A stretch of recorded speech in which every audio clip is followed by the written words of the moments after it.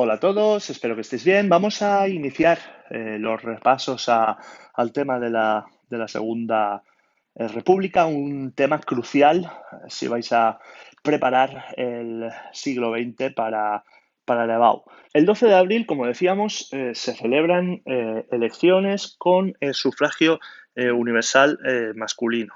La participación en dichas elecciones es muy alta y en 41 de las 50 capitales, el triunfo es para las candidaturas republicanas.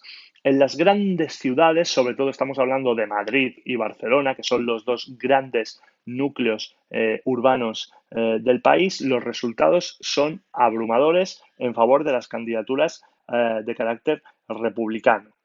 ¿Qué indica esto? Pues que una parte importante del electorado, es decir, de aquellos que tenían derecho a voto, había apostado por cambiar la forma de Estado del país. El 14 de abril, los recién elegidos regidores de la ciudad de Eibar son los primeros en proclamar la República y durante el día le van siguiendo otros municipios.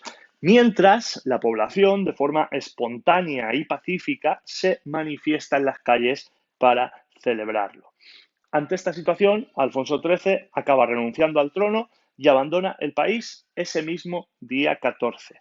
La República queda proclamada y los firmantes del Pacto de San Sebastián constituyen un gobierno provisional. Recordad que el Pacto de San Sebastián supone un acuerdo entre buena parte de las fuerzas de la oposición a la dictadura de Primo de Rivera, remarcar cuáles serían los pasos a seguir una vez se proclamara la Segunda República.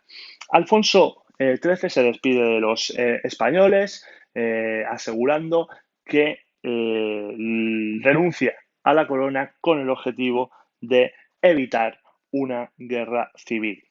El primer paso de los firmantes del Pacto de San Sebastián es establecer un gobierno provisional que convoca elecciones constituyentes para el 28 de junio. Mientras esas elecciones se van preparando, el gobierno provisional decreta una serie de medidas que se consideraban de extrema urgencia. En primer lugar, amnistiar a los presos políticos, es decir, a todas aquellas personas que habían sido hechas prisioneras durante la dictadura de Primo, proclamar la libertad política y sindical, algo que, si recordáis, había desaparecido durante la dictadura. Se establece un primer borrador de proyecto para reformar el ejército. El objetivo, obviamente, a la hora de reformar el ejército es tratar de evitar nuevos golpes, nuevos pronunciamientos dentro de la estructura militar. Y de igual manera se inicia una primera negociación con catalanes y vascos con el objetivo de pactar una solución al problema autonomista. Finalmente, la República considera de extrema urgencia mejorar la situación de los jornaleros y, por tanto, acabar con esa situación de penuria del mundo de los trabajadores del mundo agrícola. Desde la celebración de estas elecciones ya se da un primer paso hacia la reforma agraria que más tarde analizaremos. Estas primeras medidas obviamente van a provocar el apoyo de las clases populares que ven en estos primeros decretos una esperanza transformadora, una esperanza de cambio de su situación y causarán el terror.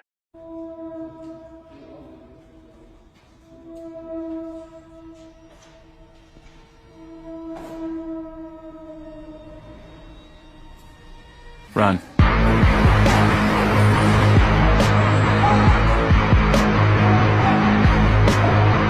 Entre los propietarios agrícolas, las élites financieras, buena parte del ejército y la Iglesia. Las elecciones constituyentes de junio se celebran y la participación es muy alta, supera el 70%. Los comicios concluyen con la victoria de la coalición republicano-socialista. Alcalá Zamora se convierte entonces en el presidente del gobierno y Manuel Azaña en el primer presidente de la República. Una vez la República ya tiene un gobierno consolidado legítimamente a través de las urnas, el siguiente paso va a ser desarrollar un proyecto de constitución. Venimos de la Constitución conservadora de 1876, el principal baluarte del sistema de la Restauración, y la Constitución de la Segunda República es, como podéis imaginar, muy diferente a la de 1876. Es una Constitución muy progresista, claramente progresista, es muy avanzada. En su primer artículo ya define a España como una república de trabajadores de todas las clases que se organiza en régimen de libertad y justicia. El tipo de soberanía establecido por la Constitución es la nacional, emanando del pueblo, es decir, de abajo a arriba.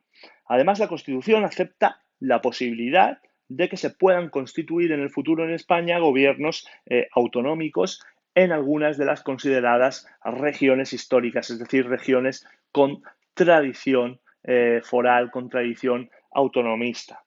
En cuanto al poder legislativo, la Constitución establece unas cortes unicamerales con amplios poderes, con amplias atribuciones, sobre todo a la hora de crear leyes.